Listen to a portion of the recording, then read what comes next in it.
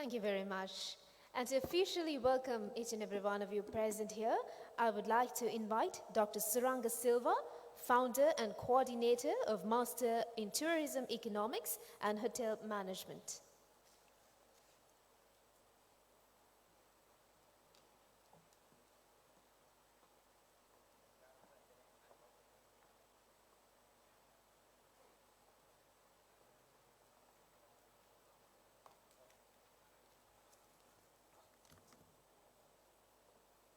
Very good morning. This beautiful day, I like to welcome everybody coming to this valuable event. Most Venerable Professor Reverend Bimalaratna Thero, Head of the Department of Economics, University of Colombo.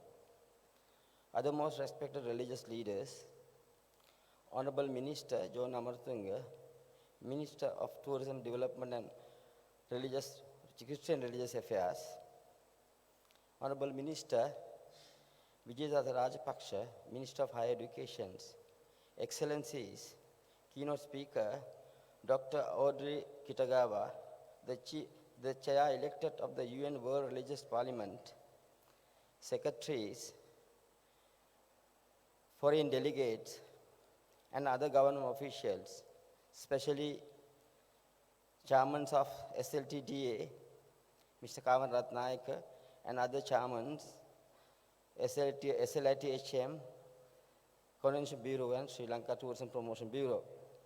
Other government officials, Dean, Faculty of Arts, Professor Premakumar De Silva, other deans and head of the other faculties, University of Colombo, distinguished invitees, friends and colleagues, media personnel, students, ladies and gentlemen. It is indeed a great honor and privilege for me to welcome all at the 5th Tourism Leaders Summit, jointly organized by Alumni Association of Tourism, Economics and Hospitality Management and students of Tourism Study Program, Department of Economics, University of Colombo, in partnering with Sri Lanka Tourism Development Authority and other three organizations, Ministry of Tourism Development of Christian Religious Affairs. Your participation as industry leaders, successful policy makers, and eminent research and scholars in travel and tourism industry is a great encouragement for me, for us to make this summit a great success. More specifically, we sincerely thank the Honorable Minister John Amartunga, Minister of Tourism, Economics and Christian Religious Affairs, and Honorable Minister Vijaydatha Rajapaksa, the Minister of Higher Education, for gracing this event. In addition to the international industry expert, foreign delegates from World Bank, ILO, USAID, UZO, USA, and UK, India, China, Korea, Japan, Italy, Germany, and some other countries. And more specifically, I'd like to welcome our keynote speaker at this event. As you know, that tourism industry is multifaceted, interconnected industry with high competition is we are competing, being together. We want to protect the industry, but we are competing and we will protect the spirit of the competitiveness as well. So the most important factor is the innovations. Innovation create high competitions and exploit the exploding demand of discerning customers in tourism industry. So therefore, we have selected these three topics. So under this topic, there will be various panels discussion by inviting the most valuable industry expert and academic. Anyway, the future of sustainable tourism development is mainly rely on the responsible hand of professional and academic. When academics must engage in research for the betterment of tourism industry, then through the industry interactive and application-oriented research activities, then professionals should be responsible for more innovative tourism product development for Sri Lanka tourism. So decision-making of the policy makers should be based on the evidence-based research for their action and implementation instead of a gut feeling and personal test. This is why we have selected this year Tourism Leaders Summit. We have provided a good platform for the industry experts, researchers, and policymakers to discuss how we can make Sri Lanka tourism up to the global standard for economic growth, particularly in tourism industry, which is more competitive and more exploring industry. Therefore, I believe that innovation and knowledge has become a perpetual machine for tourism industry, especially to meet the coming years. Alumni Association provide a good example for the country. The education should not be non-applicable knowledge. It should be applied with the industry. That is why our program have been developed as an industry interactive and application-oriented approach. This is the one assignment given to the student to organize this event. This is happening for last 4 years. So this is the 5th one. This is the particular assignment we have given for all master students and postgraduate students. You have to get the knowledge, then you have to provide the knowledge for the, you have to share the knowledge with the industry from this type of activities. So let me sincerely appreciate all kind of support and contribution made by the students and the Alumni Association of Tourism, Economics and Hospitality Management and the partners, sponsors of this conference. Their initiation and contributions have created a huge, very valuable pathway for continuous success of this summit for the last 3 years. I wish to convey my heartfelt gratitude to the Vice Chancellor of the University of Colombo for giving me academic freedom with necessary guidance to organize this Leaders Summit. I also extend my appreciation to the Dean of the Faculty of Arts and the Head of the Department of Economics and the panel members of this summit, lecturers of the tourism program, and all industry partners for these cooperations. Especially I want to give my program, they are coming only on Sunday, they are applying that knowledge weekdays. So that is why they will get the leadership, they will improve their leadership skills, they will improve their communication skill, and finally you can see in some time, after some time, Sri Lanka Tourism is headed by our students with analytical skill and practical exposure. So therefore, I finally expect from this summit, the Tourism Leaders Summit will make a significant contribution to make our tourism industry more integrated, more inclusive, more community-driven, and more fair-traded, and under the Sustainable Development Guideline. Basically, according to the UNWTO, there are 5 P's. One is people, prosperity, place, partnership, and planet. All 5 P's, combination of all these 5 P's, there will be a very good tourism that will make Sri Lanka tourism to the global height. So I think all the supporters, all the participants, I will assure you that your contribution, your participation will not be a vain. This day will provide a very valuable knowledge. Finally, I want to say you, the number is very important, but not good enough. The most important thing is the knowledge and talent. So this is a talent world, this is a knowledge world. Therefore, we are trying our best to make valuable knowledge for you. So therefore, thank you very much and wish you all the best for the whole day, for the productive day. Thank you very much.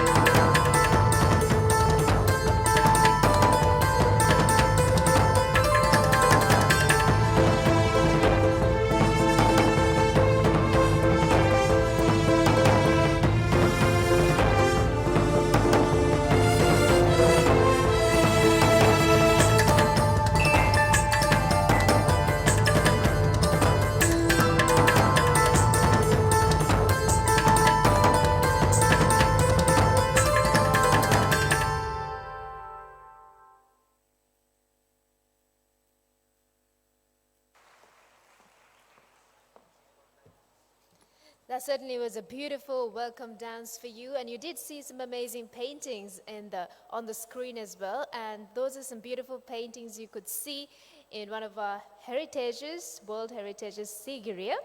And I would now like to invite Ms. Audrey Kitagawa to deliver the keynote address. She's the Chair-elect of the Parliament of the World's Religions and Trustee, Chair of the Programmatic Areas Committee and the United Nations Task Force of the Parliament.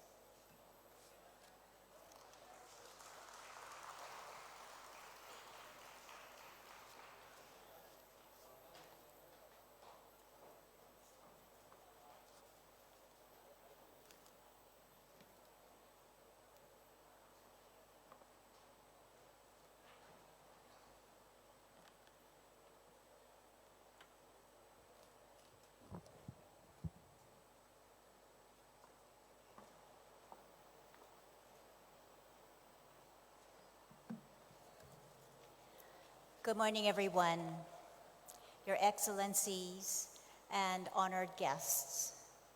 I wish to express my special thanks to Dr. Suranga Silva for this very wonderful invitation to give this keynote address this morning. I have sat through many wonderful panels, and I hear Sri Lanka in its time of peace now, looking at ways to develop its country through tourism. So the global values chain for sustainable tourism development through innovation and inclusivity. How I love the words innovation and inclusivity, because man is a pioneer in his own way, always searching for new frontiers on how we can move through the many challenges that we face with innovative ideas. And the inclusivity, because we now live in a highly connected, interconnected world where no one really lives in isolation. So our informational technologies and our market fundamentalism has opened markets and peoples and cultures in unprecedented ways. We now have 7.3 billion people in the world, and by 2050, we can expect approximately 9 billion people.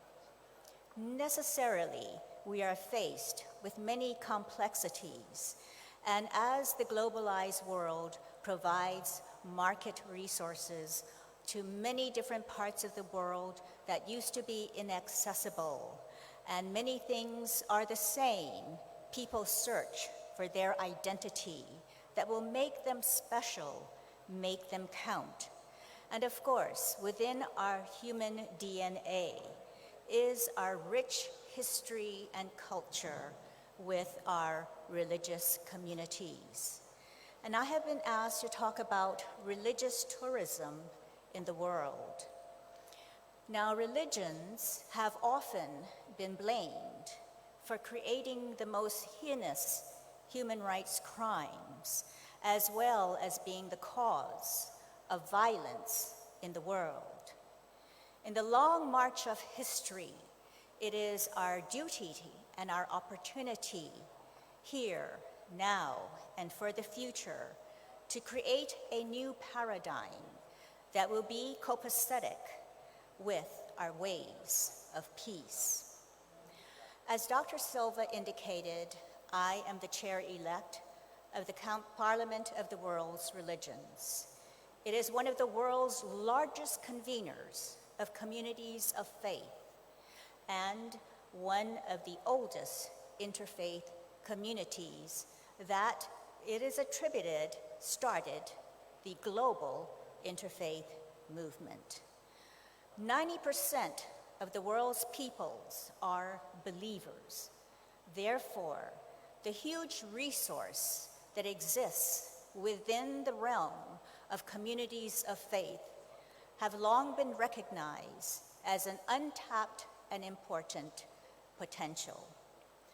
The United Nations has recognized, primarily through its agency of UNICEF, its children's agency, that if you want to be able to immunize children, if you want to have programs in the field and have modicums of success for the implementation of programs, you work with the leaders, the community leaders of faith. So the communities of faith become important vectors for the programs that we want to unfold. And I heard that in the constitution of Sri Lanka is Buddhism. So Buddhism is recognized in Sri Lanka and in many Southeast Asian countries. So when I talk about the opportunity for religious communities to create the paradigm of peace, I want to share about the work of the Parliament of the World's Religions for just those purposes. The mission of the Parliament is to cultivate harmony among the world's religious and spiritual communities and foster their engagement with the world and its guiding institutions in order to achieve a just, peaceful, and sustainable world. How wonderful to lift up communities of faith and to see them as important partners in development to create harmony, peace, and sustainability for the peoples of the world. So religious and spiritual communities living in harmony are very, very important so that we can all experience a better world from the riches of their long history of wisdom and compassion. So ultimately, our religions provide us with our grounding in values. And one of the important projects of the Council of the Parliament of the World's Religions is the global ethic. As we become globalized more and more, and we develop these market technologies, and we look deeply within ourselves how to maximize these market opportunities, we must never forget that what undergirds the human being is values and the essence of what it means to be human. So the global ethic is designed to understand that human beings should be treated humanely, that the golden rule of reciprocity is a rule that is inherent in all of the great sacred scriptures, that we should never do unto another what we would not want done unto us. So the articulation of these deep values must always undergird not only the conduct in our daily lives, but as we come together and think through how we are progressing in the world, not only in technology and the frontiers of space and the huge potential that exists with our climate change and the opening of areas that were so covered with permafrost that were before unexplorable. The potential within this one planet is very large. However, we must remember that as custodians of this sacred earth, our lives also are sacred, and we must always treat each other with a commitment to a just and peaceful world. At this time, I want to share that the work of the Parliament is undergirded by the major actions that confront us today, whether it's climate change, whether it's countering hate speech, war, and violence, whether it's addressing income inequality, and whether it's addressing the rights and dignity of women. All these issues are very important because in the globalized world, our sense of identity also becomes important. But we must never forget that we are identified as human beings. And as human beings, we each, on the long sacred journey that we travel, must reach deep into ourselves to always have the ceaseless, fearless self-examination to see how we can become increasingly better people so that we may relate to each other in this increasingly interconnected world with harmony, peace, respect, and always upholding the dignity of each person.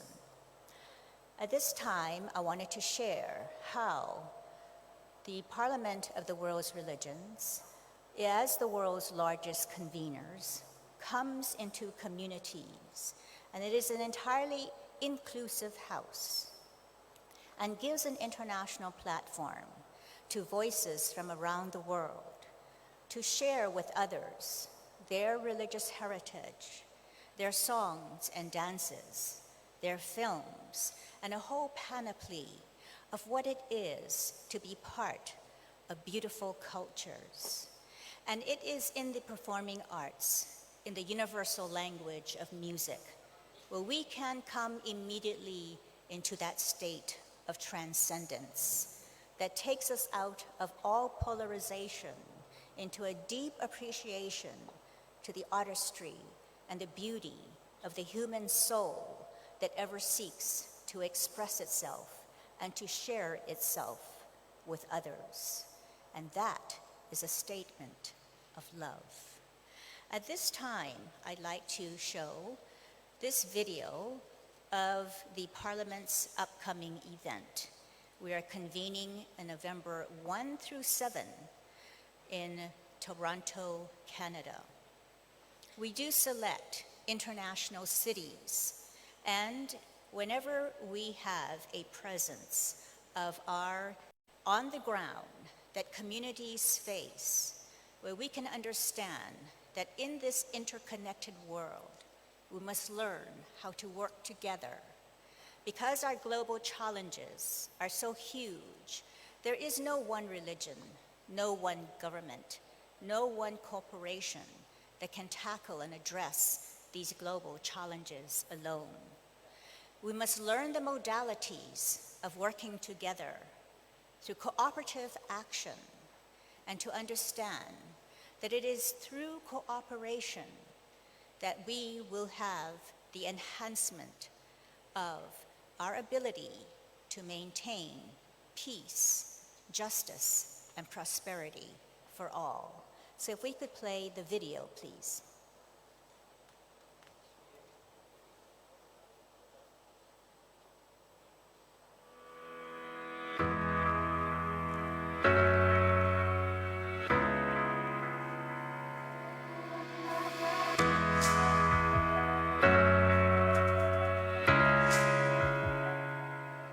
The reason I'm excited about the 2018 Parliament is because it provides me an opportunity to be able to engage and learn from people of faith and conscience from all across the world, so we can then go back and make our own communities better. I'm excited because I've never seen a large organized congregation between so many different faiths and people of different nationalities come together and execute something that's going to be educational, engaging, and inspiring.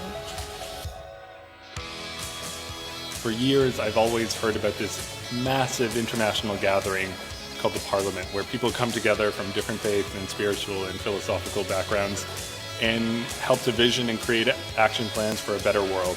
And so now it's coming to my city, to our front step, and I couldn't be more excited to join up in that.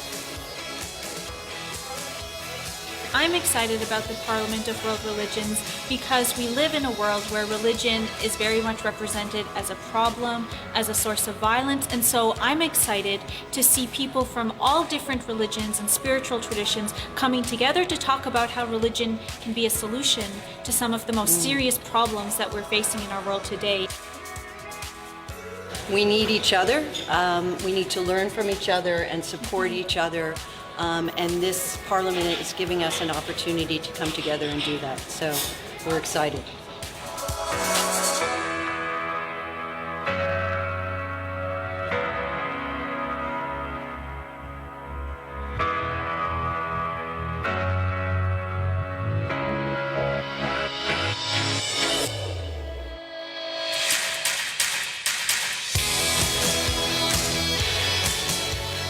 I'm excited about the 2018 Parliament of the World's Religions because I have been to two previous parliaments and they were life-changing. To work towards this model, this paradigm of cooperating together to bring about a more peaceful, harmonious, loving world. That is what the Parliament has offered, and this new paradigm is magnified on this international stage many, many times over, and it is really a point of intense celebration.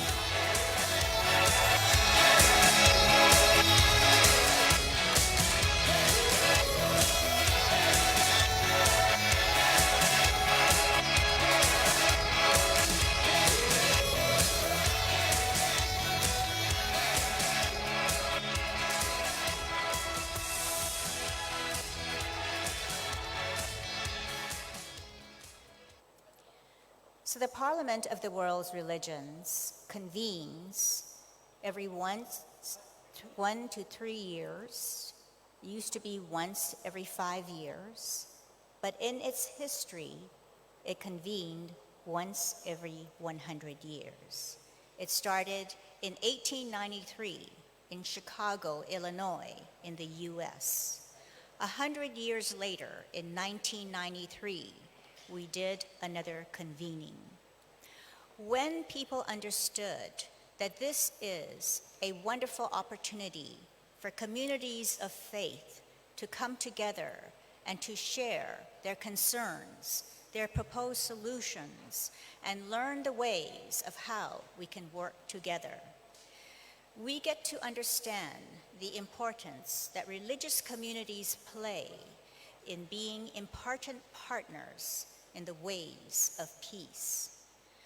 After the 1993 convening of the Parliament, 100 years from its initial launch, people understood the importance of maintaining these kinds of convenings because it spoke to the hunger of people to want to connect with other faiths, learn about each other, and how to move to that state to bring together faith leaders from all over the world to deepen our understanding of each other, to work on developing projects of reconciliation that we may ultimately come to understand our duty and our responsibility to move through life as points of hope and inspiration to all those whose lives we touch.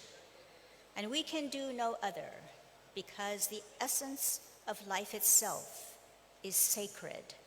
And in the innermost chamber of our hearts, we do understand and recognize that. And at all times, the dignity of life is to remember that life is sacred and we must always hold it sacrosanct. Thank you very much for this opportunity to share with you this morning.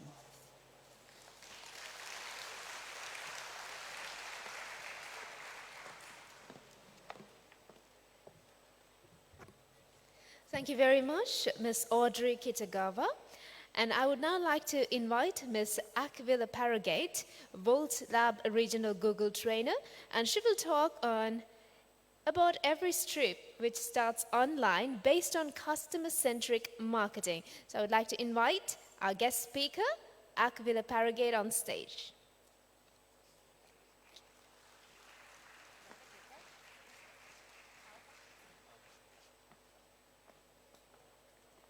Hello, good morning everyone. Very pleased to be here, and I'm going to talk about online trends today. And why is that? Because customers don't go online, customers live online.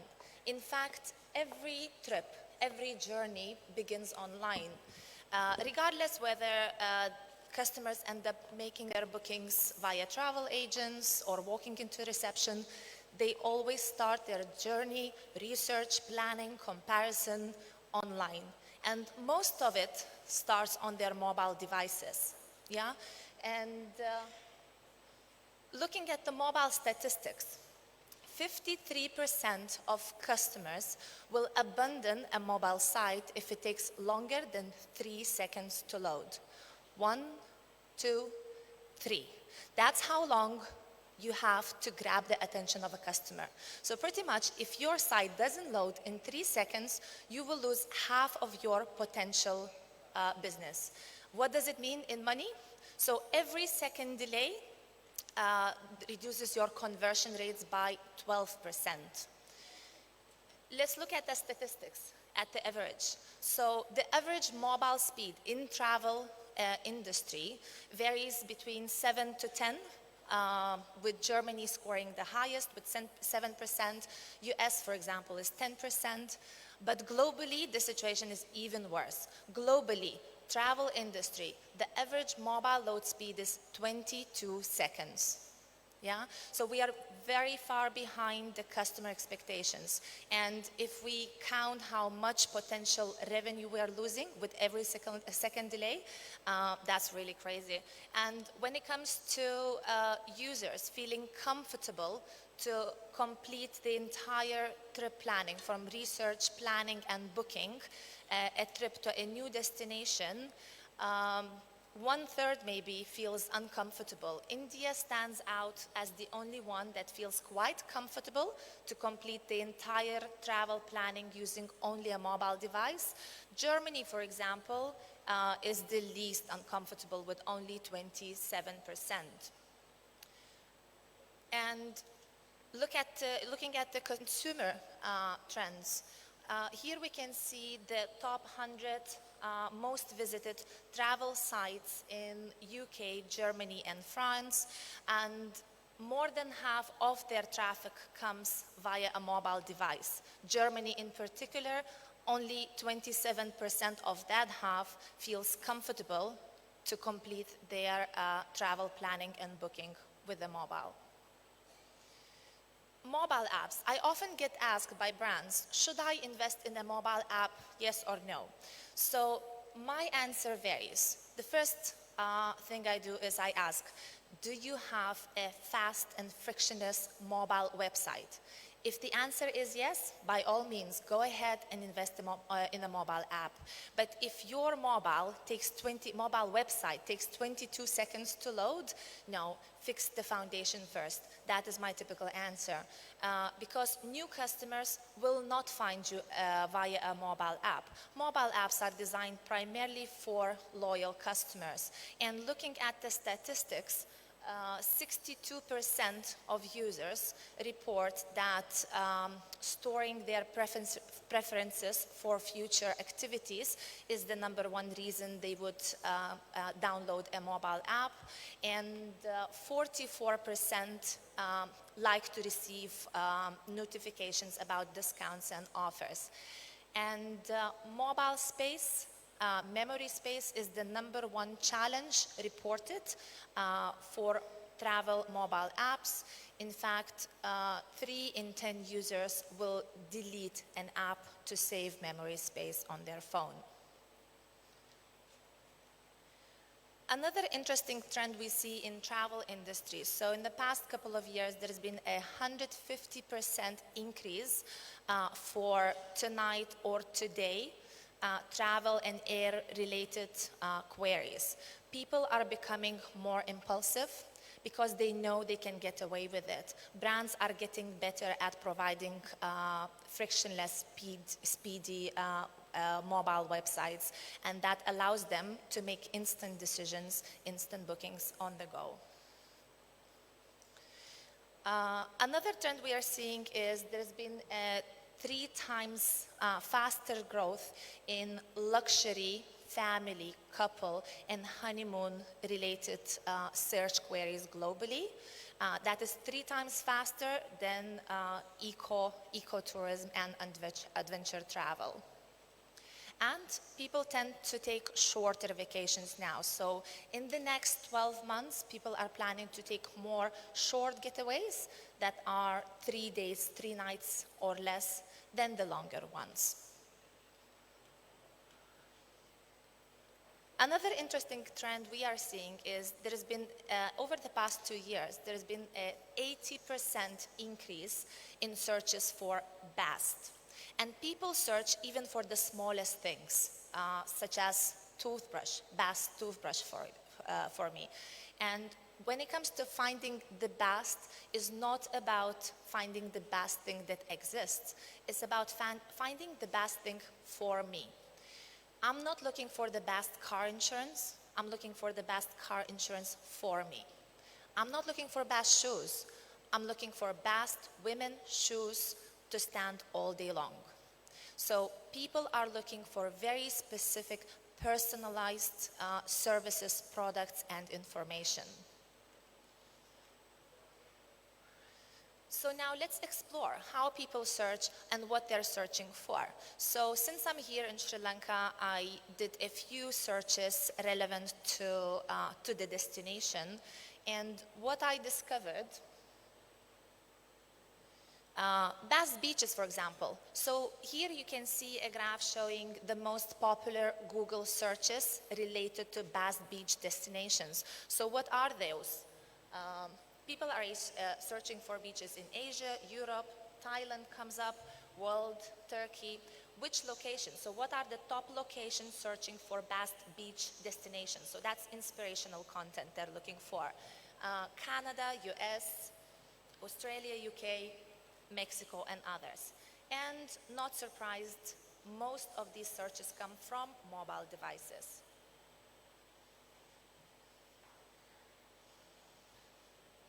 And then I performed a few other searches, safari as example, people looking for safari destinations. I was quite pleased to see Sri Lanka making into the top 10 amongst the other Kenya's, Tanzania, and African markets.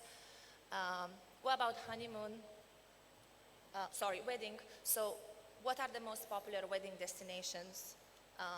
Europe, India, Italy, a few locations in US, Australia, and Greece, Caribbean, and so on. What about honeymoon? So here again, we see a different trend comparing to weddings.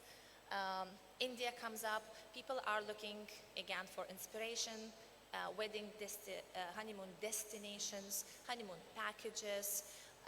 For some reason, people like to get married and go on honeymoons in specific periods, which are September, November, and December. And I looked a bit deeper into Sri Lanka. So when people are searching for Sri Lanka hotels, what are the top performing searches? So we could see a lot of job-related queries. We see wedding packages, 5-star hotels with private pools. Gal, Kandy, Colombo came as the top searched destinations within Sri Lanka market. Especially when it comes to choosing a destination, people are looking for advice, valuable content, informational content, something that will inspire them. Yeah, and here I have a graph. Perhaps not all of you can see it, but people are looking for anything related to safety warnings, itineraries, best routes, maps, transportation, vaccinations. So that's something that all of us within travel industry have to be better at providing. Yeah, so if you perform such searches, most of the time you will see maybe tour operators, travel agents providing this kind of content. I rarely ever see hotels or even destinations providing this type of content that users are looking for. Now let's look at some industry benchmarks. Here we can see top 10 most visited hotel and accommodation websites in the US. So the top 3 are Airbnb, Booking.com, Hotels.com. Marriott and Hilton are the only two hotel chains that make it into the top 5. In 2016, Airbnb raised money based on a valuation of $30 billion. That is 50% higher than market capitalization of Marriott International, the world's largest hotel chain. And even though Airbnb receives 15.5% higher traffic to their website, in my eyes, Booking.com is the winner with an extremely high conversion rate of 9.42%. That is over 148% higher than Airbnb. So Booking.com scores when it comes to converting the customers.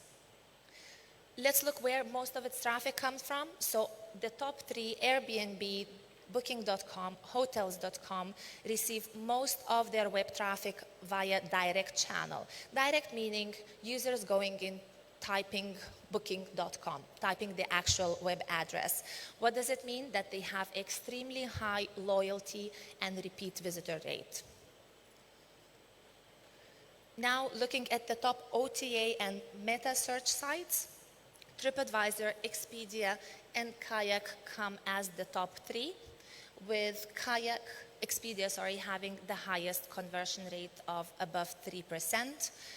And looking at the traffic channels, TripAdvisor stands out as receiving the highest organic channel traffic. Organic meaning people are typing in Google and clicking on the organic search listings. 70% of TripAdvisor's traffic comes via organic. That shows that TripAdvisor has really high authority in Google search ranks.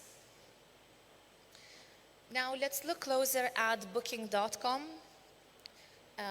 Booking.com has the highest average visit duration, so the time users spent on their website, and they have the lowest bounce rates. Bounce rate meaning a user lands on the website and drops out right away without taking any actions. So once again, Booking.com beats Airbnb, which has very high traffic but very high bounce rate. And in 2005, Priceline Group acquired Booking.com for $130 million. And it was reported that last year, Booking.com generated over $8 billion in annual revenue. That is 60 times its acquisition price. And that's 85% of Priceline's total revenue. Booking.com is extremely strong when it comes to paid search on Google. I'm sure you guys have noticed whenever you are searching for hotels accommodation, you will always see Booking.com ads. Why is that? Because it's reported they're spending around $3 billion just on Google advertising every year. $3 billion is their budget. Talking of budgets, when SiteMinder asked hotel professionals worldwide where are they planning to allocate the highest spend in the next year, digital marketing and social media came as the top 2, just behind revenue management. And since I'm here in Sri Lanka, I'm very curious, and I said, let me check it out. How are we doing here promoting Sri Lanka destination? As just for comparison purposes, I took Maldives, and I looked at the traffic generated to srilanka.travel and visitmaldives.com. So the interesting fact I found that up until June, both Sri Lanka and Maldives were going hand in hand in terms of traffic, but there was a sudden spike in June when Sri Lanka travel started receiving almost triple traffic every month. And after speaking to Tourism Promotion Bureau, I found out that in June is when they launched their blogger outreach campaign. So here you can see in this graph, there was immediate impact on website traffic. Most of its traffic came via search, for now organic, but I hear that by November, Sri Lanka is going with the global paid search display integrated digital marketing campaign targeting 5 key regions. So I'm anticipating to see quite a lot of changes in this, online activities in Estonia.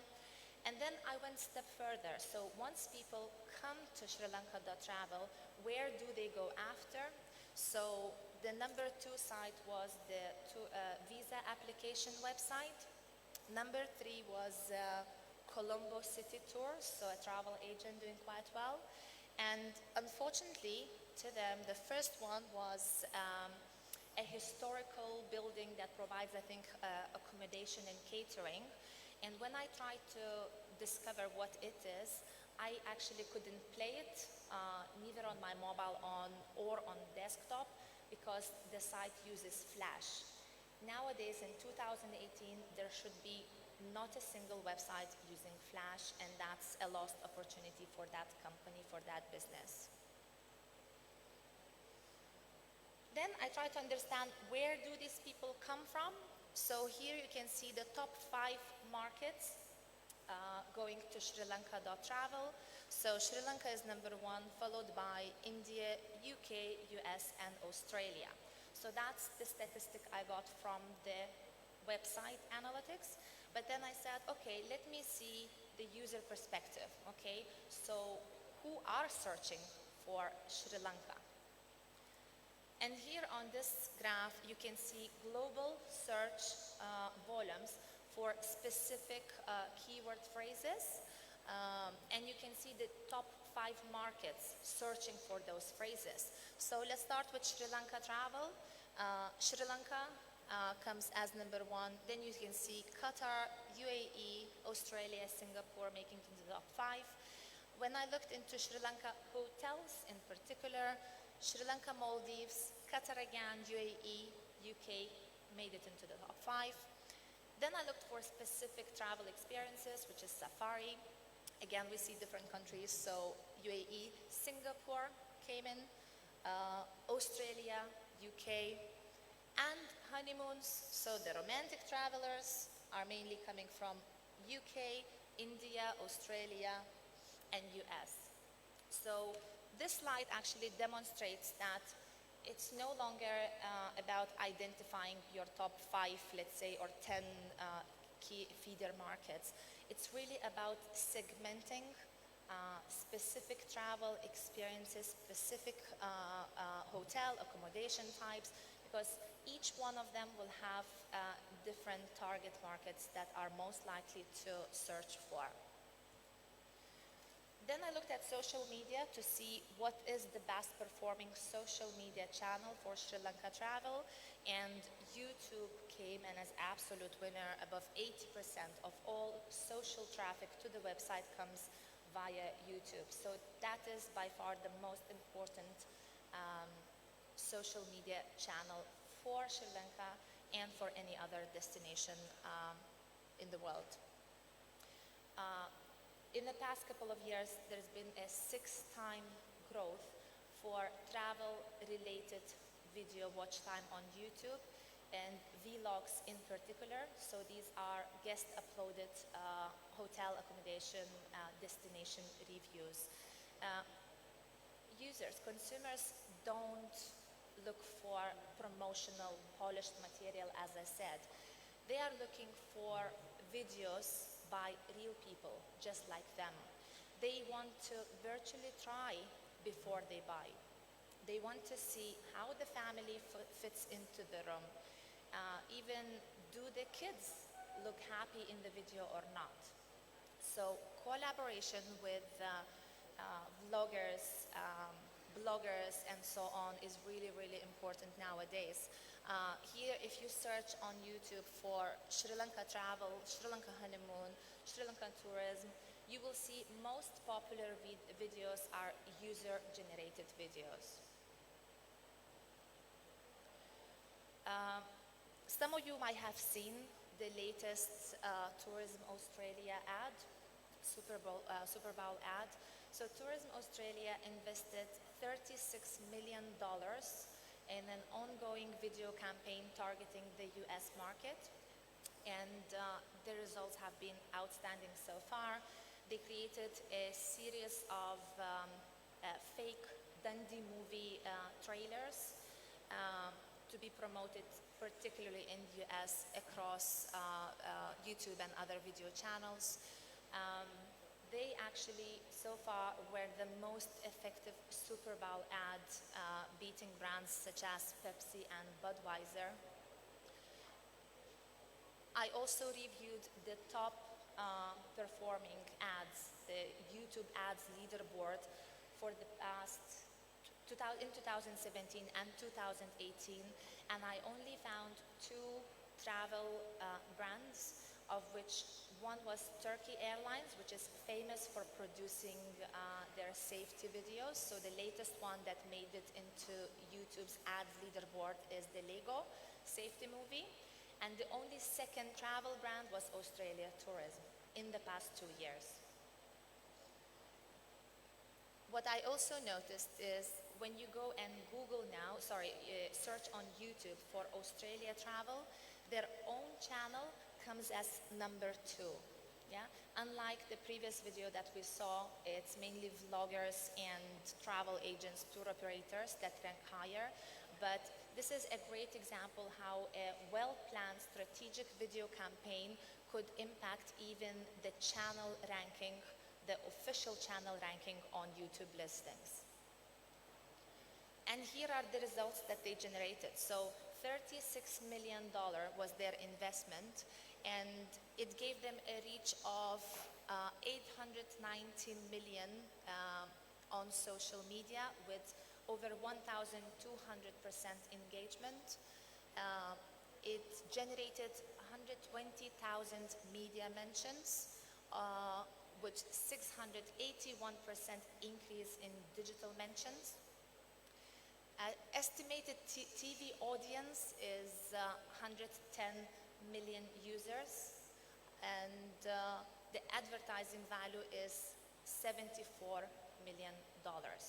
So they spent 36, they got pretty much double return on their advertising.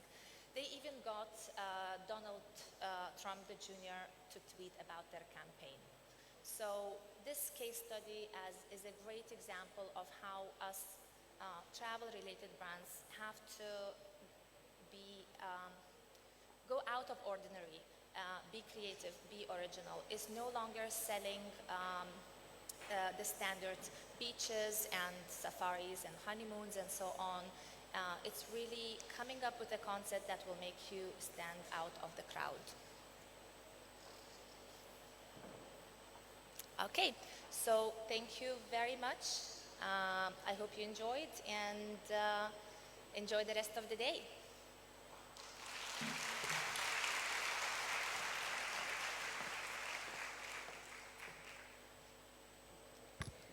Thank you very much, Ms. Akvil Paragate, founder of Bolt Lab Regional Google Trainer, for that interesting presentation. And I would now like to invite our guest of honor, Honorable Vijayadasa Rajapaksha, Minister of Higher Education and Cultural Affairs, to speak a few words.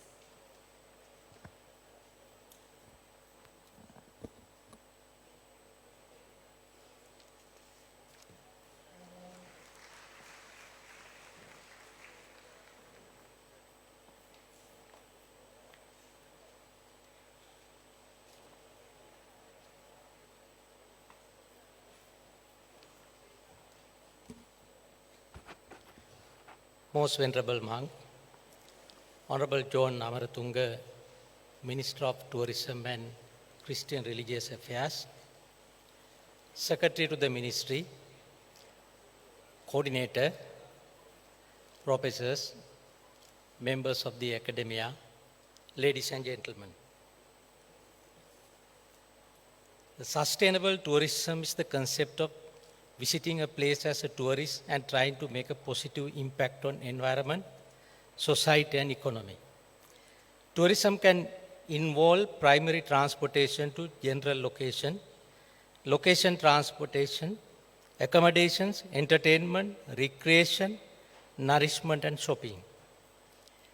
It can be related to travel for leisure, business and visiting friends and relatives. Given its natural advantages, the tourism sector is viewed as one of the most important engines of growth and development in economies in many countries. The advantage of tourism include employment opportunity, growth of service sector, foreign exchange earning, opportunity for recreation, economic growth, cultural exchange, better international relations, enjoyment, better health and wellness.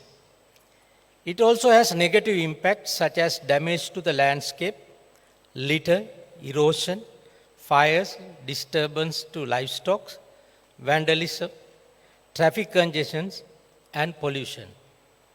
Tourism industry has generated $7.6 trillion, 10.2% of global GDP, and 292 million jobs in 2016, equivalent to 1 in 10 jobs in global economy. There is now broad consensus that tourism development should be sustainable. However, the question of how to achieve this remains as a subject of debate. The concept of sustainable tourism is tightly linked to a concept of sustainable mobility. During the 70th session of the United Nations General Assembly, 154 heads of state adopted the bold and ambitious 2030 Agenda for Sustainable Development, along with the 17 Sustainable Development Goals that aimed inter alia end poverty, protect the planet, and ensure prosperity for all. Based on this universal, integrated, and transformative vision, UNWTO is placing its efforts and tireless work in contributing with its technical assistance and capacity building to the achievement of these global goals. UNWTO is working with governments, public and private partners, development banks, international and regional finance institutions, the UN agencies and international organizations to help achieve the SDGs, placing an emphasis on Goal 8, 12 and 14 in which tourism is featured. UNWTO developed the Tourism for SDG platform with the support of the State Secretariat for Economic Affairs of Switzerland. Its aim at policy makers, international organizations, academia, donors, companies, and all tourism stakeholders, and encourages them to engage in SDG implementation strategies. The platform's three main features, learn, share, and act, are also calls for action, conversation, and collaboration towards a sustainable tourism sector. Goal number 8. Promote sustained, inclusive, and sustainable economic growth, full and productive employment, and decent work for all. Tourism is one of the driving forces of global economic growth and currently accounts for 1 in 10 jobs worldwide. By giving access to decent work opportunities in the tourism sector, society, particularly youth and women, can benefit from enhanced skills and professional development. The sector's contribution to job creation is recognized in target number 8.9 by 2030. Devise and implement policies to promote sustainable tourism that creates jobs and promotes local culture and products. Goal number 12, ensure sustainable consumption and production patterns. Tourism sector that adopts sustainable consumption and production practices can play a significant role in accelerating the global shift towards sustainability.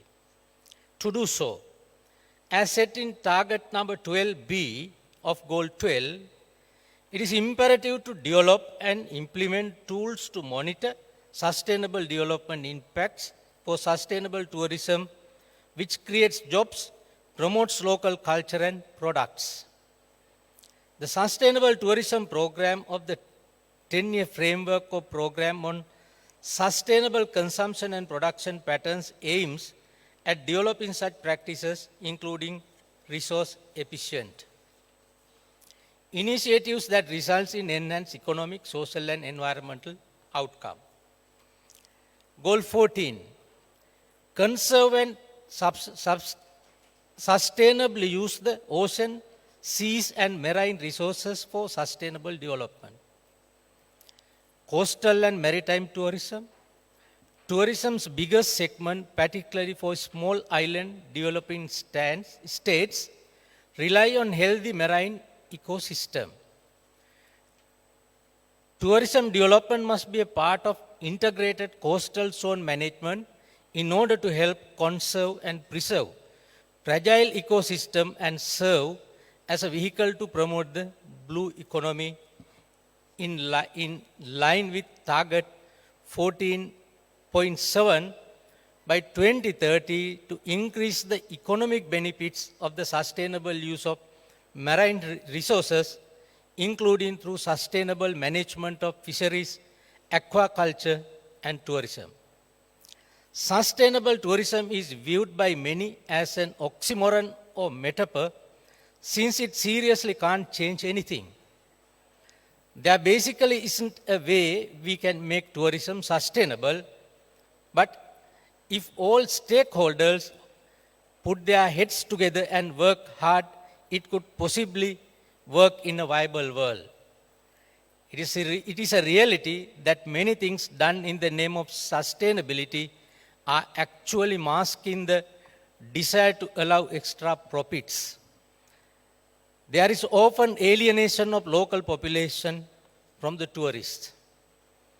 The environmental sustainability focuses on the overall viability and health of ecological system.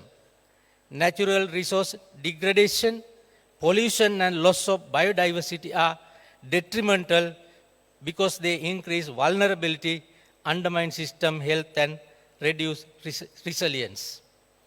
This aspect of sustainability has been the most often discussed subject. Many coastal areas are experiencing particular pressure from growth in lifestyle and growing numbers of tourists. Coastal environments are limited in extent, consisting of only a narrow strip along the edge of the ocean. Coastal areas are often the first environment to experience the detrimental impact of tourism.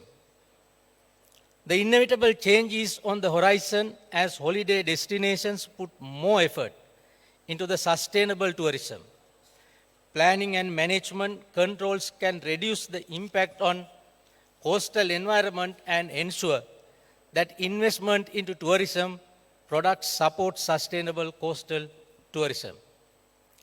Mount Everest attracts many tourist climbers wanting to summit the peak of the highest mountain in the world each year.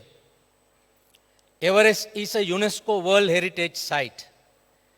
Over the years, carelessness and excessive consumption of resources by mountaineers, as well as overgrazing by livestock, have damaged the habitats of snow leopards, lesser pandas, Tibetan bears, and scores of bird species.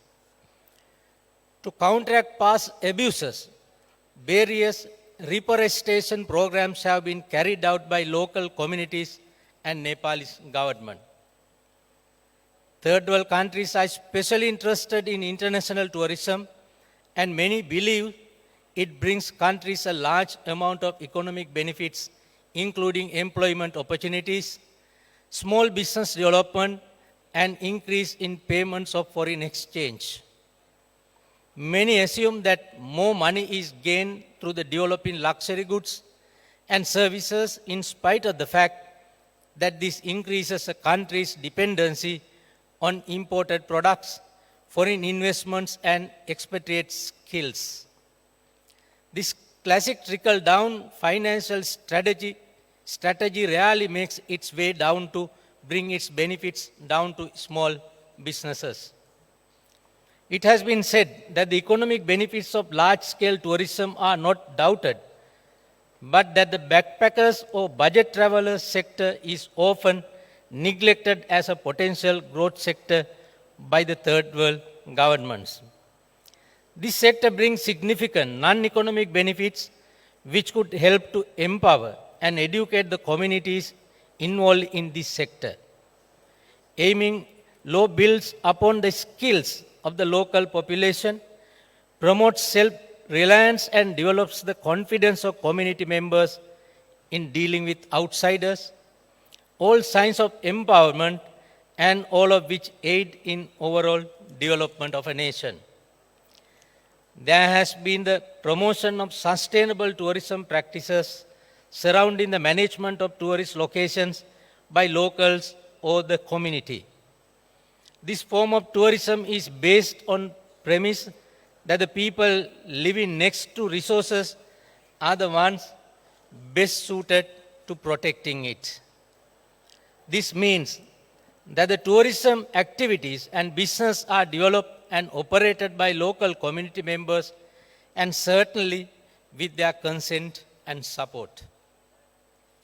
Sustainable tourism typically involves the conservation of resources that are capitalized upon for tourism purposes. Locals run the business and are responsible for promoting the conservation messages to protect their environment. Community-based sustainable tourism associates the success of the sustainability of ecotourism location to the management practices of the communities who are directly or indirectly dependent on the location for their livelihoods. A salient feature of CBSD is that local knowledge is usually utilized alongside wide general frameworks of ecotourism business models. This allows the participation of locals at the management level and typically allows a more intimate understanding of the environment. Environmentally sustainable development crucially depends on the presence of local support for a project. It has also been noted that in order to success, project must provide direct benefits for the local community.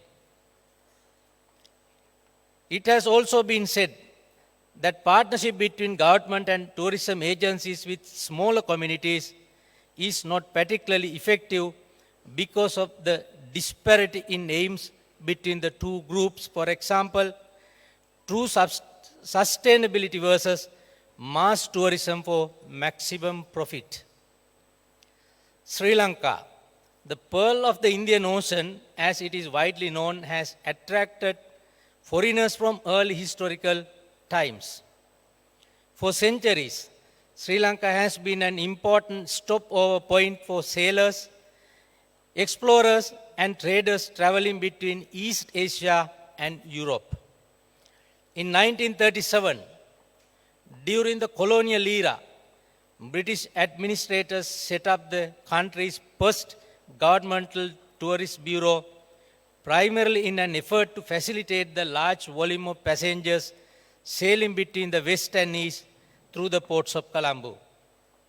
Sri Lanka has a rapidly growing tourism industry which contributes significantly to the economic growth of the country.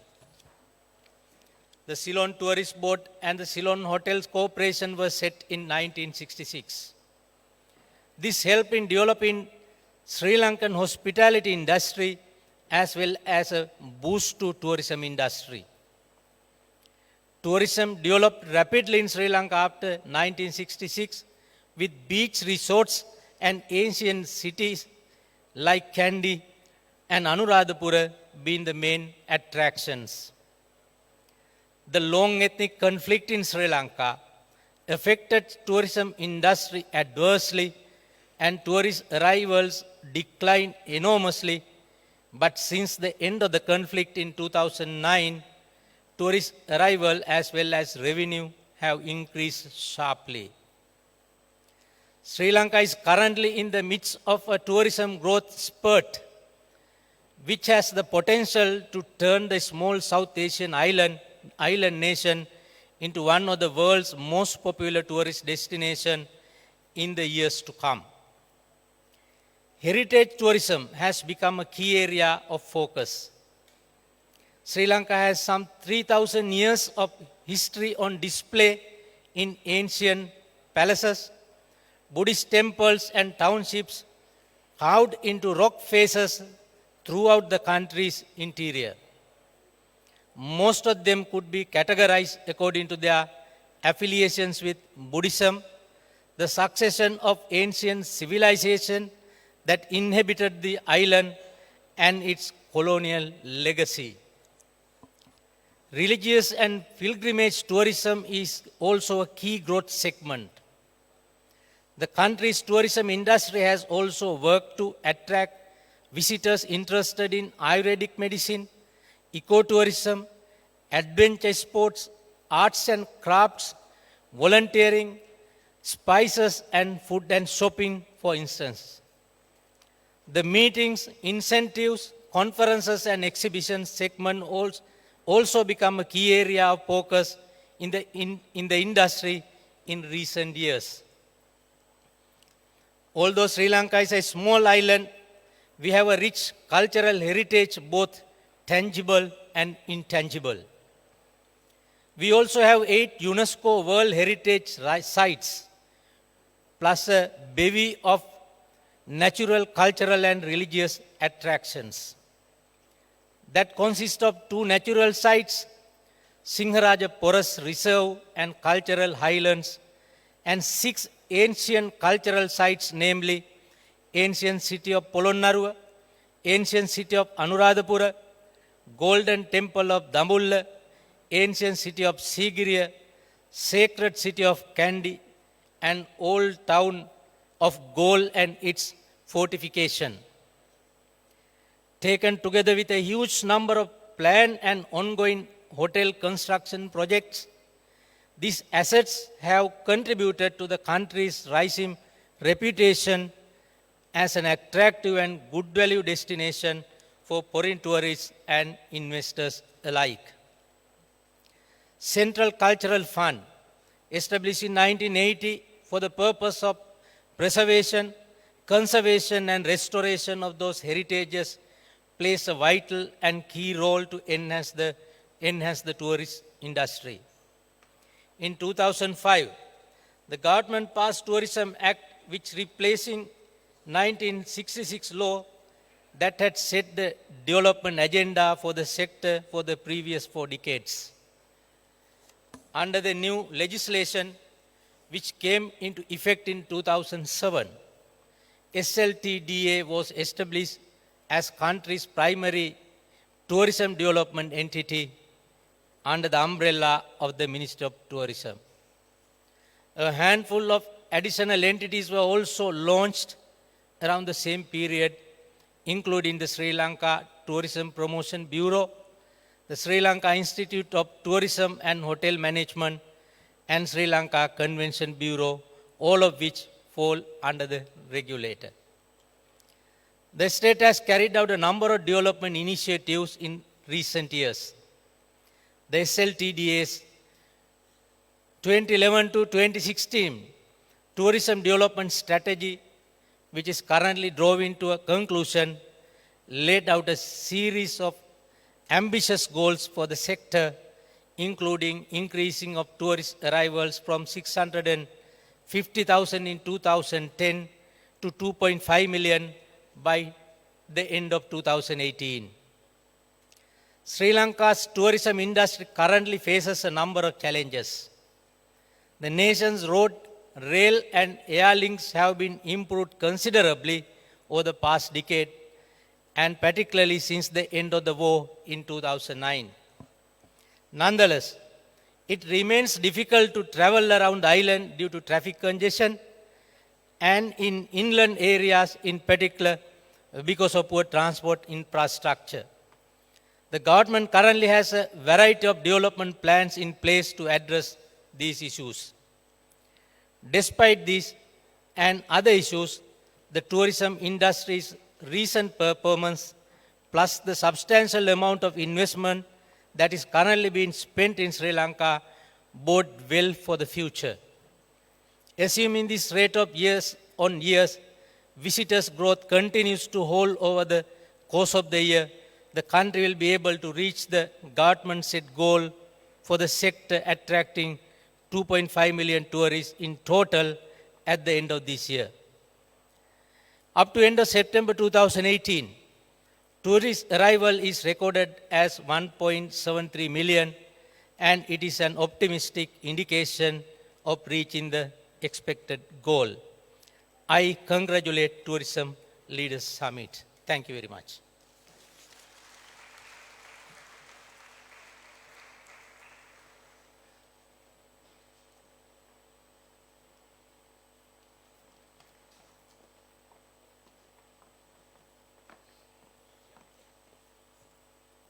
Thank you very much, Honorable Minister Vijayadasa Rajapaksa, for that address. And I would now like to invite Honorable John Amaratunga, Minister of Tourism Development and Christian Religious Affairs and Vice President of Asia for the United Nations World Tourism Organization, on stage to deliver his address. In the meantime, I would like to mention that Honorable Minister celebrates 40 years of continued service to the government of Sri Lanka.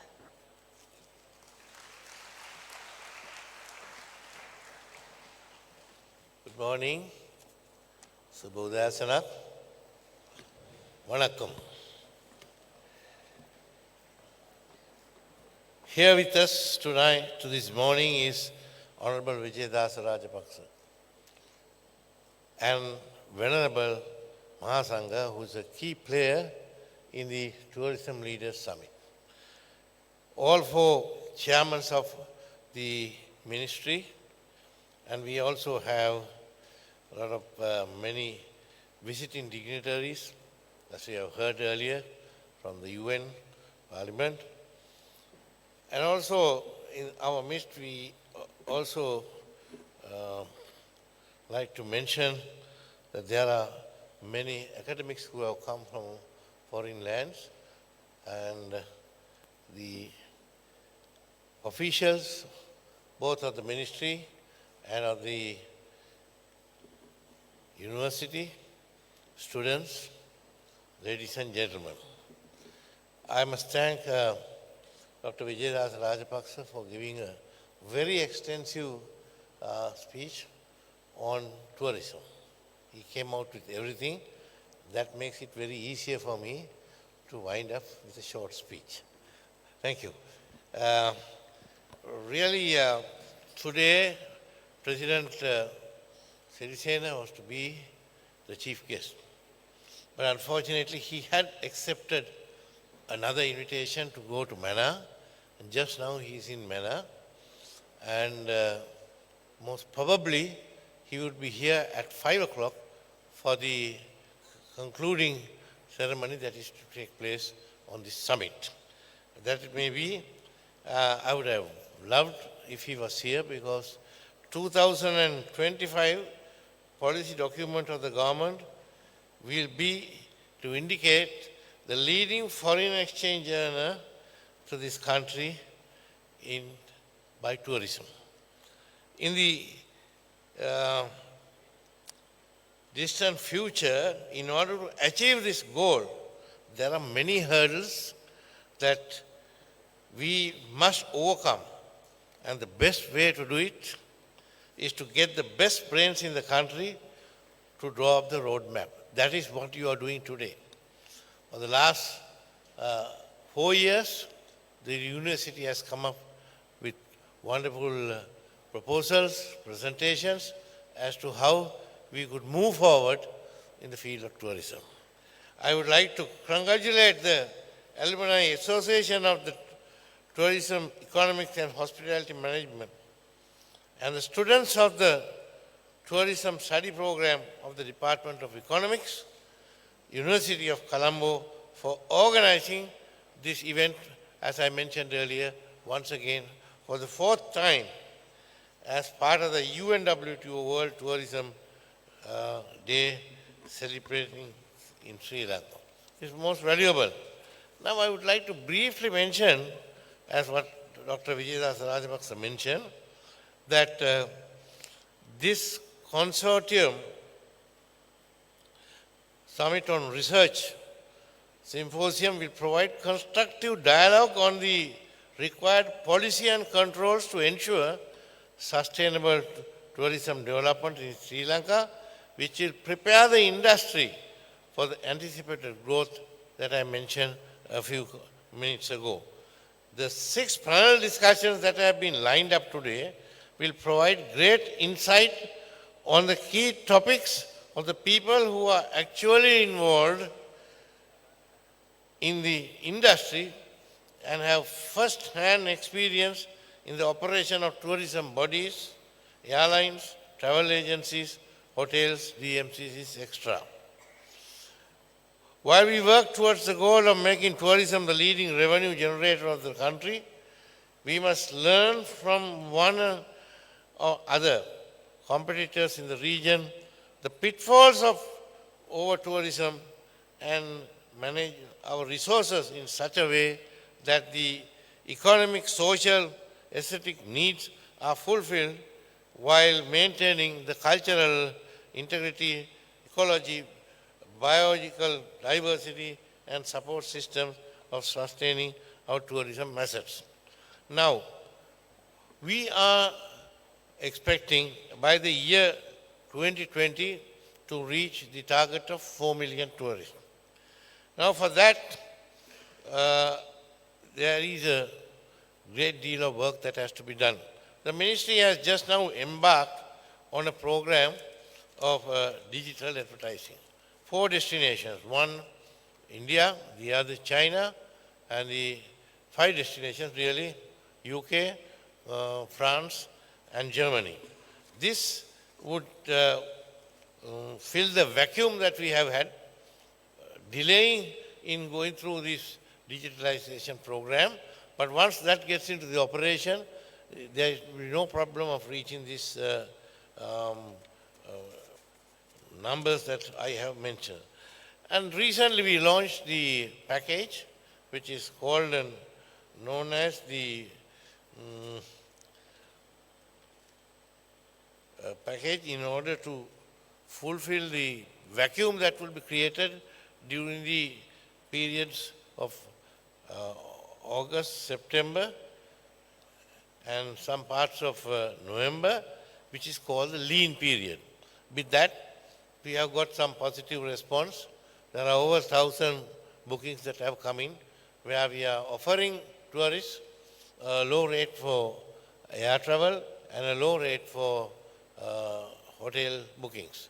So these are some of the areas that we are now concentrating in order to attract more tourists to come into the country. I would also like to mention that the digital program and the other advertising, global advertising program, launching of the branding of Sri Lanka, are some of the areas that we are now concentrating in the next couple of months. As you all know, I realize most of the Asian countries are now dependent on tourism for their economic sustainability. They are going all out, particularly in Southeast Asia. The governments have realized one area that they could develop in order to increase their foreign exchange income is to depend on tourism. If you look at some countries like Cambodia and some other countries in that region, they are doing their very best. Compared to what they are spending on advertising, ours is negligible. Just now, we are coming up with a series of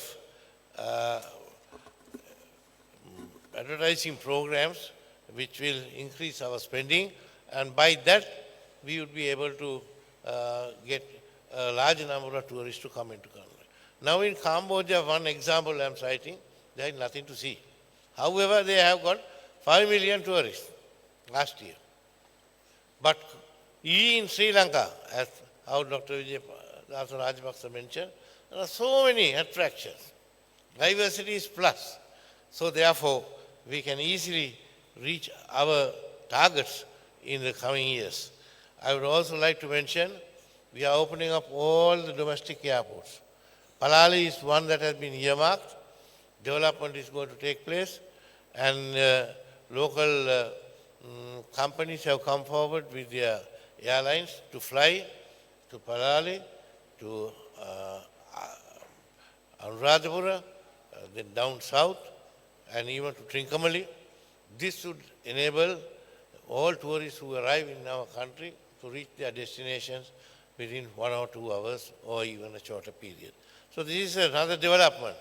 Once Palali is opened up, I think some of the Indian airlines also may touch down, not with the larger aircrafts, but bringing in about 100, 125, which should be an additional impetus in order to develop tourism. Similarly, the railway is also to be developed. By that, connectivity is going to be on the increase. It is unfortunate that our national carrier has suspended flights from Europe, having only the UK. But before the end of the year, the Cabinet is determined to have a joint venture with one of the leading airline companies in the world in order to get back to the European destinations and to increase the fleet, without which we may not be able to move forward in tourism. There are a number of people from China who want to come, but they can't get a seat. It's so much difficult because the number of people. According to the United Nations, billions are crossing borders, going from one country to another. This is the situation. Therefore, for Sri Lanka, tourism is going to be very, very important to have large numbers, particularly at a time when we are facing a financial crisis. If you see, the dollar today is ranging around 171.45. If more tourists come, we can meet that situation and bring back the value of the dollar reaching about for our people. So therefore, this summit, to conclude, I congratulate Mr. Suranga and his team for coming forward and coming up with valuable suggestions. And I am also told that the religious university wants to hold the annual convention in Sri Lanka to be held next year. I must say I warmly welcome that initiative. We will give our fullest support and cooperation because the numbers given said to be about 10,000 delegates. And next year we are also having the CITES conference, which is also going to be comprised of 5,000 international heads of state, delegates with the composition of a large number of heads of state. So number of new conferences, that MICE tourism conventions are coming in. We can expect that by these events, Sri Lanka will get more popular and be able to go forward, make tourism the #1 foreign exchange earner. Once again, I'm thankful for having invited me and also for the inputs that are going to come in from the panel discussion, which will be very useful for me and for my staff to study and implement in order to obtain our targets. Thank you very much.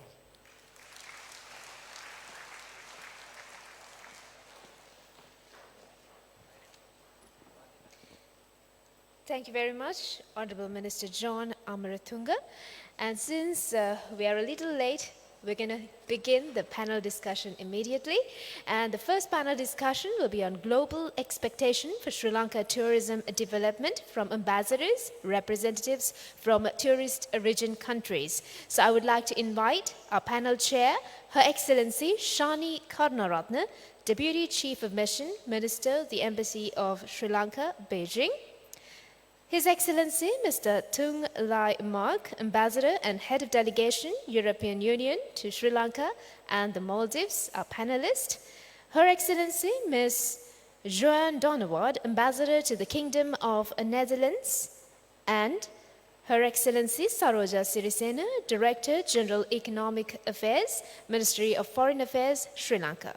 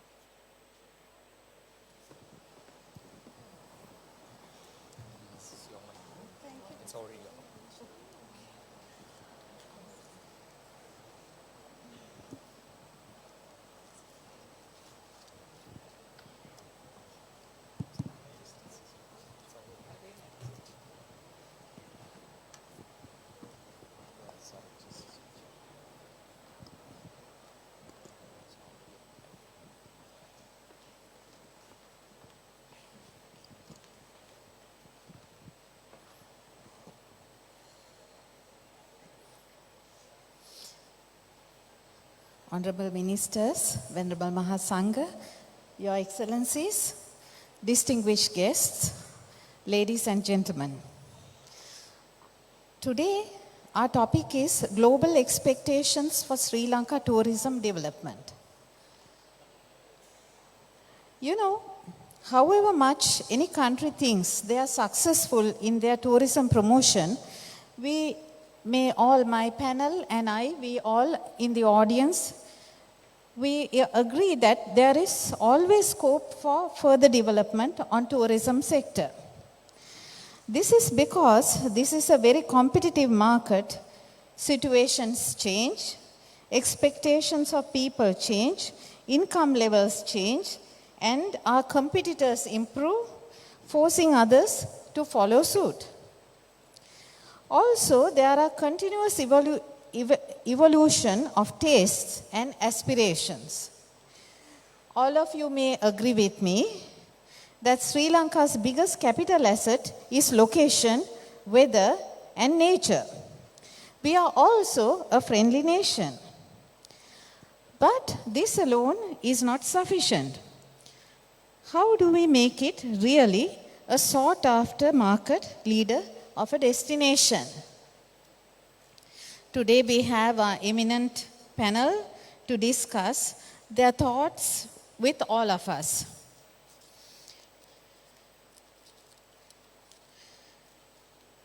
His Excellency Ambassador from the European Commission, Her Excellency Ambassador from the Netherlands, Her Excellency Saroja Sirisena, my dear friend, who did her last posting was to Bombay in India. All of them have a wealth of experiences and they have done observations which in our academia we call empirical studies. So let us walk through their experiences and observations. And I will ask my first question. This is just the opening from Madam Saroja Sirisena. As an opening, Madam Saroja, shall we start with your observations of the Indian tourism industry? And as an opening, you can select some point as a beginning point to say Compared to Sri Lanka, what improvements we can learn from Indian experience? Thank you, Shani, my colleague from the Foreign Ministry. And I would also first like to congratulate the organizers, the Colombo University, the Ministry of Tourism, and other stakeholders for the 4th consecutive Global Tourism Summit, Tourism Leaders Summit. And to address what the moderator has asked me of India, well, actually, if we look at the experience of India, Sri Lanka is perhaps a better performing tourism destination because in terms of numbers and size, compared to our size, I mean, India is many times the size of Sri Lanka and has a diverse number of attractions. But Sri Lanka, given its size and given the strategic location and our connectivity, we have been able to actually surpass per capita what we gain in tourism. So if you look at India, I would just take it in a little bit different way, Shani, if you don't mind, and look at Indians, how Indians look at Sri Lanka. From India perhaps is the best connected country to Sri Lanka, and we are culturally similar. We have similar interests, similar cultural habits, clothing, food habits. So this perhaps gives us an advantage for the less traveled Indians when they feel a little bit nervous to travel outside into the big wide world, because India, as you know, is a country which has an ever increasing middle class. And those who enter the middle class, traveling out for the first time, find Sri Lanka to be a safe destination, not too different, not too alien from their culture. So that is perhaps one of our advantages, and it's close. I mean, from every single Indian destination, the flight to Sri Lanka is less than 3 or 4 hours at the max. So the connectivity and the familiarity attracts India to us. But I think what we need to also focus, because India is the #1 inbound market for us, we need to focus a little bit more on the upper echelons of the Indian traveler. Because, as the minister said before, we need to stay away from the tourism pitfalls of over-tourism and exhausting our resources. So in this aspect, we need to focus a little bit more on the upper echelons of tourism to increase the income generated from the individual tourist. So India perhaps is one of the, after China perhaps, is one of the highest spending tourism generating markets for us. Thank you, Madam Saroja. Actually, India is our highest number of tourist arrivals are from India. China comes second. I meant the spending. Yes. Thank you very much. Now we will give the floor to Madam Joanna. Madam Joanna, you come from a lovely country, the Netherlands, and I would like to ask you what things, especially if you could let our audience know about utilizing the waterways on part of the tourism sector, which is something your country is experts on. Thank you. Ayubowan, Vanakkam, Subu Desanak. Indeed, the Netherlands, I mean, we are a small country, but last year we saw an increase of 25% of Dutch tourists coming to this country. So I think we're number 10 right now. But what I see as, what I hear back from my companions, that they really love to go around. They come here for the experience. If you look at the average stay here in Sri Lanka, it's 1 to 2 weeks. And I think a lot of Europeans, and especially the Dutch, they don't like to stay at one place for 2 weeks. They like to travel around. And what this country offers is really something, an experience. Within 1 week, you get a lot to offer. And 2 weeks even more. And the hospitality. And going around, they're not looking for 5-star hotels. They just look to see what's happening in the local community. The hospitality there, the local food, the friendly faces, That's really what they like. And the easiness where you can travel around here with a driver who's also your guide, who takes you to the best places, who gives you background information. These kind of things are really very an asset, I think, for Sri Lanka. I know Booking.com is Dutch as well. They have seen also that. And I must say, I mean, if you look at the Dutch tourists, if they book a flight, if they want to go to a certain country, they go to the internet.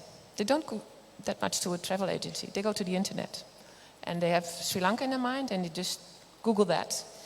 And then, I mean, also for me, when I want to travel around here, I go to TripAdvisor. I want to see a certain place, I go to TripAdvisor. And I look at the experience of other guests about that place. And then you make up your mind and you book it. So, being on the internet, I mean, I saw the first speaker. I mean, that was very interesting to see. That's very, very important, I think, for the future. The other thing that I would like to mention when I get back, that people who travel around here, they are environmental very much aware what's happening. That you have to carry or buy plastic bottles, and that you see these plastic bottles behind the hotels stuck up in high piles. They would love to contribute to a more sustainable way of tourism. If you could organize something that you could refill those bottles in the hotels, instead of being handed out all the time, all these plastic bottles. Ecotourism is really something this country could use, and you're already doing that. But really preserve that. If you want to reach the 4 million tourists, please take care that your country can survive that in a sustainable way. Because the big asset that people come for is also your nature reserves and the way that this country looks like. So that would be my advice. And last thing, indeed, I heard the Honourable Minister mentioning something, cooperating with the European airlines again. KLM is coming again in November with a few direct flights from Amsterdam to Colombo. And those are full with tourists who are going to spend money here. And as a last point, I would like to mention heritage tourism. You have 3,000 years of history, and that's beautiful, but there's also part of shared history that we have. So we look together how we can develop that further. We have, as an example, an app being launched that's being developed with the local people. We do that worldwide in places like Yangon, Jakarta, and other places, that we work together with the local people to develop an app that you walk around to hear more from the local people, the history of that place, and that gives you advice where to go and where not to go. And that's for free, and we see a lot of opportunities there as well. So that will be launched in November together with Sri Lanka. Thank you. Thank you, Madam Joanna. That was quite a lot. We now go to our ambassador from the European Commission. Mr. Ambassador, would you like to enlighten us about the tourism between the European Commission, you know, from Union, yes, European Union, the tourism, internal tourism that you have, because you are visa-free travel for your member countries, and people come and they exchange a lot of tourism activities. Is it recorded, and is it... if I've asked you more, I mean, if my question is too direct, I ask you to feel free to speak on a chosen topic, yes? Thank you. Well, first of all, I would like to say a few words about the number of, the percentage of tourists coming from European countries to Sri Lanka. Absolutely. And it's quite an important percentage.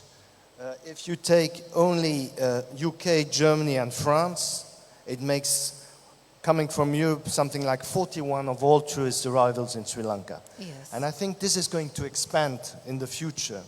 So I would say you should focus in promoting your country in all the European countries. We are 28 countries for the moment, 27 next year, but there will be new candidate countries coming in later within 5 years. So I would say focus and diversify, not only looking at the main countries that I mentioned, meaning UK, Germany, and France. By the way, Italy is also a big country in terms of tourism coming from that country. Diversify through advertising. I mean, we mentioned that obviously there are new ways of communicating now, not the traditional leaflets that don't work. people like to go on the internet and find out by themselves. It was very interesting to hear that so many people were relying nowadays on experiences, on videos from other tourists. I think that's probably a lasting trend. What I would like to say also is that in the line of what my colleague was mentioning about improving the quality of the accommodation, the clean beaches, we launched an event, the EU delegation here together with other UN agencies to clean beaches. How important it is to have clean beaches, because tourists like to come and see places that are clean. If they see dirt, if they see litter, garbage, it will make bad publicity for your country. And there are so many nice places that are intact, but then that need to be protected. I would like to say a word also about the transport. Obviously, transport within Europe, since you mentioned Europe, has facilitated greatly more tourism, intra-tourism between European countries. And Sri Lanka must improve its infrastructure in terms of transport, because, you know, if you have got 10 days per year, and if you know that it will take you perhaps 4 days to travel in one country, maybe people will choose not to come to Sri Lanka, but go to other places where it's easier.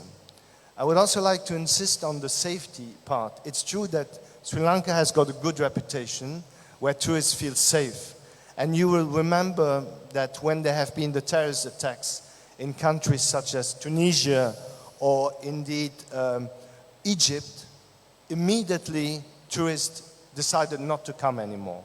And the drop was considerable. So that's something you need to reflect on. Ensure that the tourists remain safe. Sometimes we hear about incidents, certain violences that took place, unfortunately. I know even relating to certain Dutch tourists, this must not be possible anymore. There should be a lot of vigilance on that. Finally, I think you can improve also the professionally trained workforce. In particular, if you want to increase the objective to 4 million tourists by 2020, you need to make sure that there are more professionals, that they are well trained, and of course there must also be offers, adequate offers in terms of housing, hotels, but not only the traditional hotels. I would like to insist on that also. There are other ways to make tourists come, and therefore focus also, I would say, on the sustainable wellness tourism. This is an angle that is very interesting from the European perspective. This type of tourism is what we like to have, and people are ready to come to Sri Lanka for that. Thank you very much, Ambassador. We again would go back to my dear colleague, Saroja.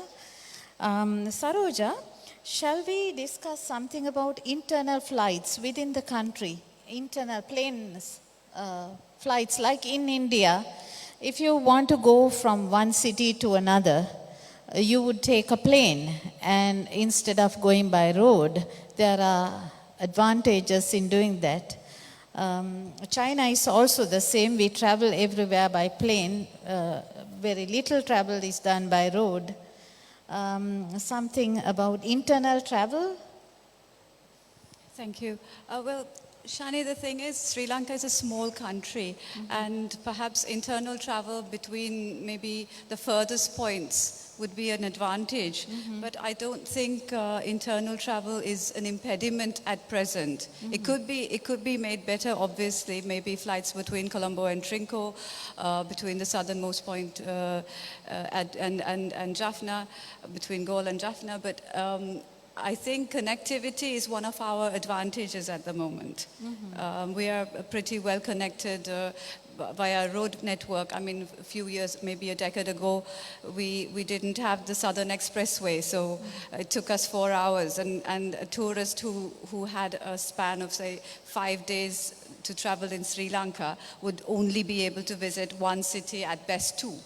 And Colombo was a neglected city. Since the end of the war, we've also developed the infrastructure in Colombo. So Colombo is a city now that people actually spend a day or two. Because Colombo now offers city attractions. This is something that we couldn't focus on during the time of the war because we didn't spend enough money on infrastructure. It was not possible for us to spend money on infrastructure. So these are added attractions. And whilst it would be for the higher end tourists, we have the seaplanes people who are pressed for time. So between Colombo and Kandy, there are seaplanes, and this is also something that we operate. We need to expand it, of course, if we're looking at higher end tourism. But I think just to head back to a little bit to your point before about what we could learn from India, one thing I would say is the services industry. I mean, people engaged in tourism in India actually want to be there.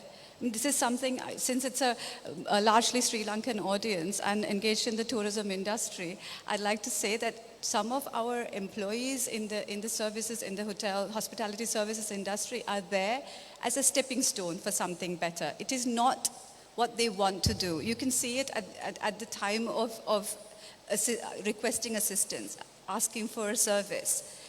People need to be there because they want to be there, because they value the service, because they want to be of service. That is the key to the hospitality industry.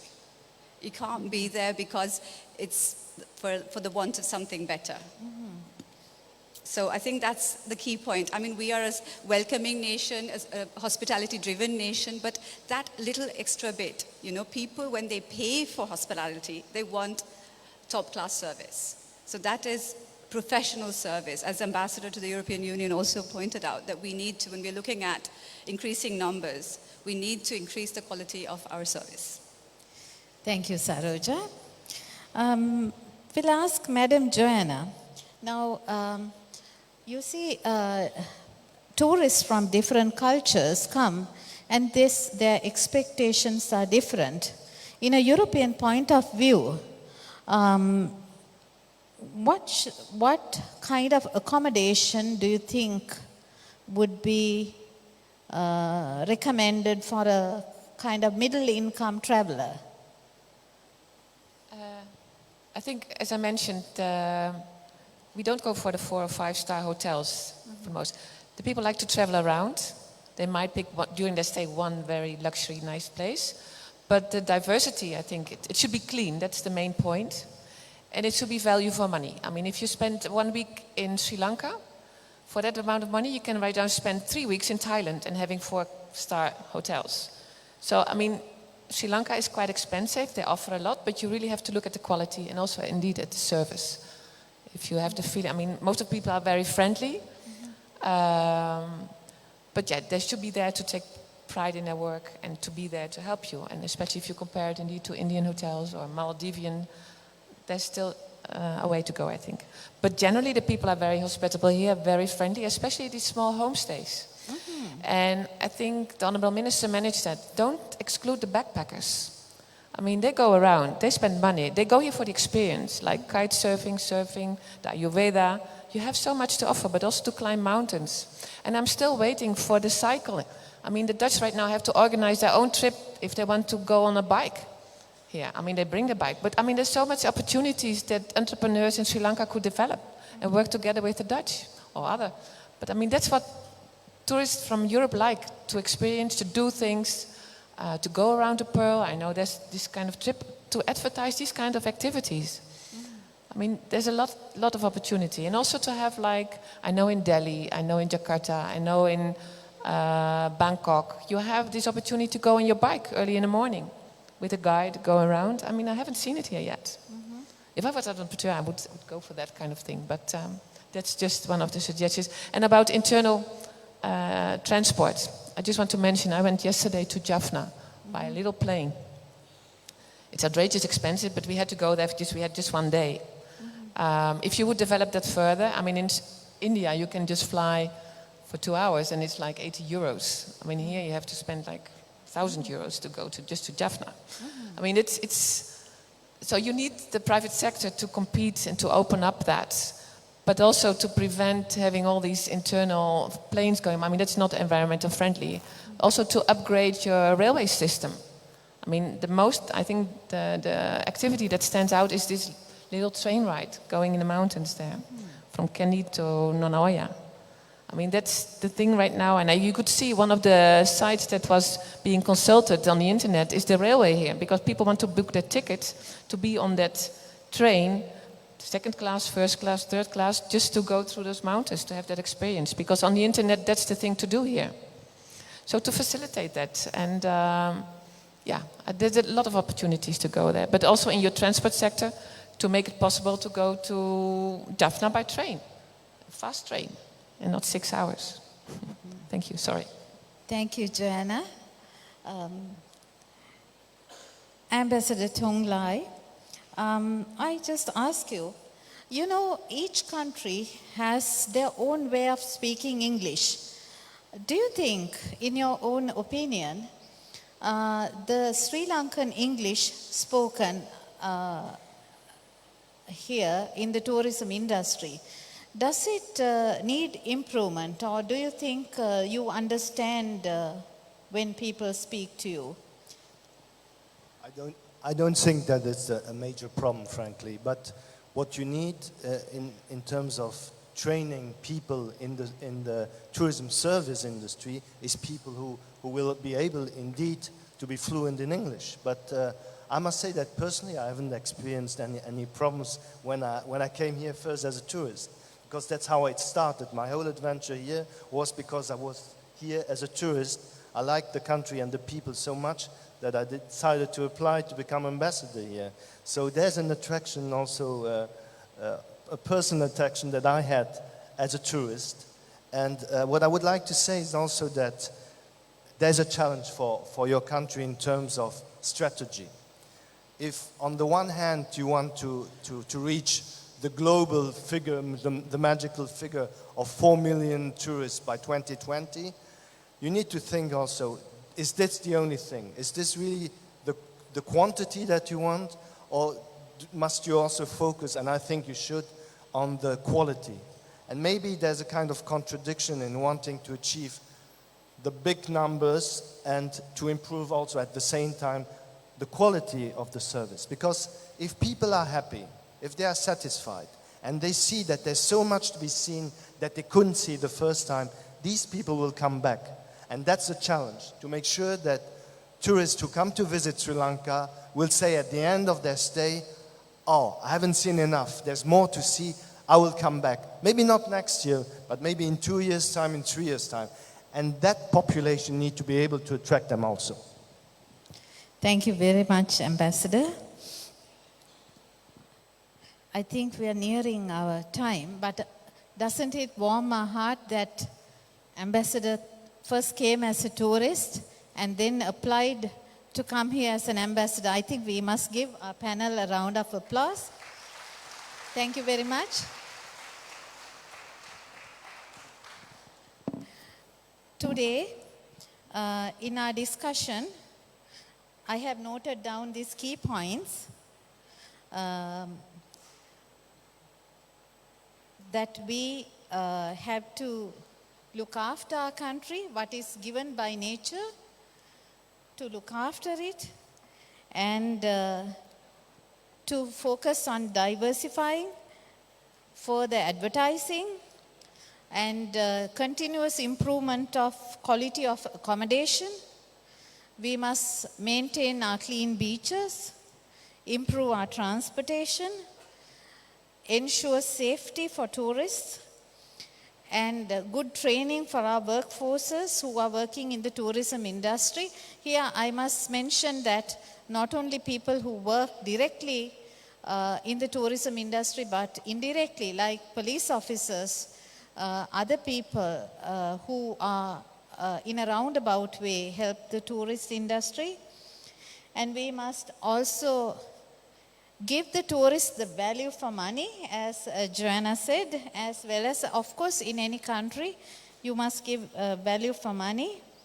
And to make sure that people want to come back. Our discussion is over. Thank you very much. Let's give a round of applause to our eminent panel. Thank you. Whilst we thank the panel chair and the panelists, I would request you all to please remain on stage because we need to present a few tokens of appreciation to our panelists and the panel chair. So to do the honors, I would like to invite Mr. Upali Ratnayaka, Director General, SLTDA, and Mr. Kasun Aberatna, Secretary General, Vice President to the Strategic Direction, Production Development and Partnerships and Tourism Leaders Summit and International Tourism Research Conference. Can we have our panelists and the panel chair to please remain on stage to receive the tokens of appreciation?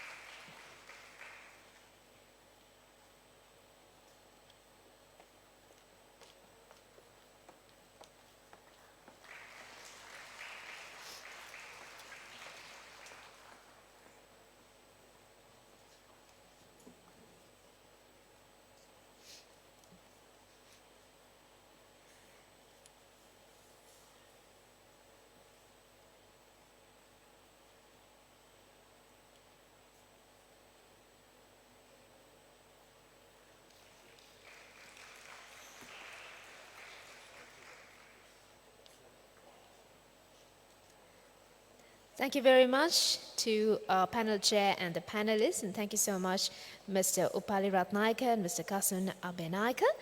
And now we will move on to an interesting entertainment act, and this is going to be a combination of folk dance depicting the traditional Sri Lankan Buddhist culture and heritage.